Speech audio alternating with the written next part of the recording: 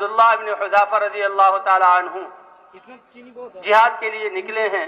اور ایک ملک میں گئے ہیں، وہاں قید ہو گئے۔ غسانی عرب بادشاہ وہاں کا تھا، انہوں نے اس سے بات کی تو وہ سمجھ گیا کہ یہ بہت سمجھدار اور بہت کام کے آدمی ہے، تو پہلے اس نے لالچ دیا اور کہا کہ دیکھو اگر تم اپنے دین اسلام کو چھوڑ دو اور محمد صلی اللہ علیہ وسلم کی اتباع کو چھوڑ دو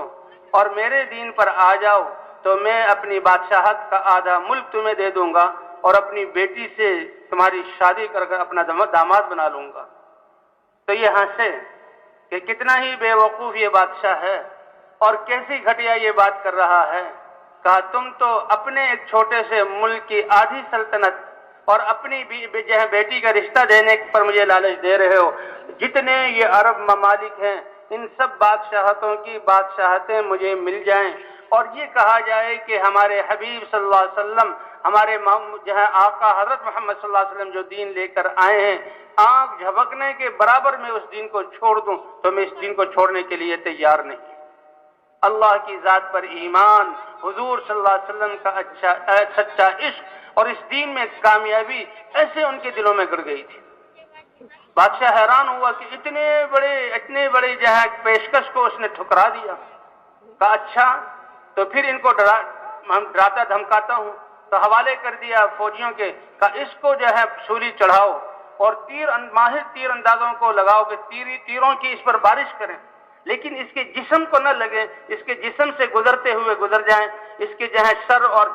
جسم کے چاروں طرف سے تیروں کی بارش کی۔ لیکن اللہ کی ذات پر ایمان کہ جو اگر اللہ نے کا ارادہ ہے تو وہ تیر تو مجھے لگ سکتا ہے، اور اگر اللہ کا ارادہ نہیں ہے تو کوئی تیر مجھے ذرہ برابر نقصان نہیں پہنچا سکتا۔ یہ ایمان اتنے حوصلے والی چیز ہے کہ ایسے حال میں بھی کہ باندھا ہوا ہے سولی پر اور تیر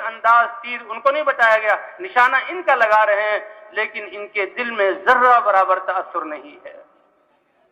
کہ جس تیر کا لگنا میرے نصیب میں لکھا وہ لگے گا۔ یہ تو اللہ کا امر ہے۔ یہ ایمان ایسے حوصلہ دلانے والی چیز ہے کہ جو بھی مجھے پہنچے گا وہ اللہ کے امر سے پہنچے گا، اور اللہ کے امر کو قبول کرنا یہ میری سعادت ہے، جان چلی جائے تو یہ میری سعادت ہے۔ تو لوگ حیران ہوئے، بتایا کہ وہ تو ذرہ برابر اس سے متاثر ہوا ہی نہیں، اس کے ماتھے کو تو تیور اور خوف کا جہاں وجہ سے رنگ کا پیلا ہونا ظاہر ہوا نہیں، وہ بالکل مطمئن ہے۔ کہا پھر اس سے زیادہ سخت منظر ہم اس کے سامنے لاتے ہیں، تو ایسا کرو کہ آگ جلا کر بڑے بڑے دیگچوں میں تیل ڈالو، اور جب تیل ابلنے لگے تو پہلے 2 عام مسلمانوں کو اس جہاں کڑھائی میں ڈال دینا تاکہ ان کے سامنے جلتے ہوئے تیل میں وہ کوئلہ بن جائے، اور پھر ان کو لے جانا، لیکن دیکھو اگر یہ اس منظر سے متاثر ہوں تو فوراً مجھے بتانا۔ تو ایسا ہی نظام قائم کیا گیا، کڑھائیاں چڑھائی گئی اور اس میں تیل کو ابالا گیا اور 2 ایمان والوں کو اس میں ڈالا گیا، انہوں نے اپنی جان اللہ کے حوالے کر دی، اور ان کو جب لے کر جانے لگے تو ان کی آنکھوں میں آنسو آ گئے۔ تو فوجی سمجھے کہ اوہو یہ تو متاثر ہو گیا، رونے لگا، بادشاہ کو خبر دی، بادشاہ بھی بڑا خوش ہوا کہ لے آؤ ان کو واپس۔ اور بادشاہ نے کہا دیکھو میں نے تو پہلے ہی تمہیں پیشکش کی تھی اور اب بھی تو تمہاری آنکھوں سے آنسو ہے، تم رونے لگے۔ کہ بادشاہ سلامت تم سمجھے نہیں کہ میں رویا کس وجہ سے ہوں؟ کہا کس وجہ سے روئے ہو؟ کہ جب میں نے اپنے ساتھیوں کو دیکھا کہ آن کی آن میں ان کی روحیں نکل گئی اور اللہ کے لیے جان دے کر اللہ کے پاس پہنچ گئے، تو مجھے حسرت اور افسوس ہوا، اے اللہ تیری عظیم ذات، تیری یہ بڑی محسن ذات اور تیرا یہ مبارک دین، اس کے لیے میرے پاس اتنی ننھی سی جان ہے کہ اس تیل میں ڈالا جاؤں گا تو روح میری نکل جائے گی۔ اے اللہ یہ بھی کوئی بات ہے؟ میں تو اس حسرت میں رویا ہوں۔ اور اللہ کے سامنے عرض کیا کہ میرے جسم میں جتنے بال ہیں اگر وہ اتنی روحیں میرے جسم میں ہوتی اور ایک ایک روح کو اتنی تکلیف کے ساتھ جہاں نکالا جاتا تو بھی اللہ کا حق مجھ سے ادا نہ ہوتا۔ اللہ کے لیے جان دینا یہ ایمان اتنی بڑی چیز ہے،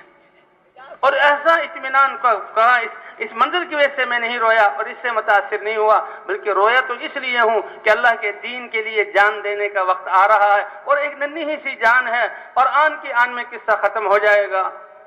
یہ اللہ کا دین، اس کے لیے جان دینا، اس کے لیے سب کچھ لگانا، یہ تو اتنا قیمتی ہے کہ اللہ کے رسول صلی اللہ علیہ وسلم یہ کہہ رہے ہیں کہ میں اپنے لشکروں کو دین کی دعوت دینے کے لیے، اللہ کا پیغام پہنچانے کے لیے بھیجتا ہوں، تو میرا دل چاہتا ہے کہ ہر لشکر کے ساتھ میں نکلوں۔